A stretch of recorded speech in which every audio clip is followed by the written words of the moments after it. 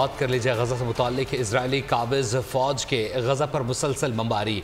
जनूबी फौज के खून की इनकी प्यास है जो बुझने का नाम नहीं ले रही। सहूनी फौज की शहरी आबादी पर हमले जारी हैं।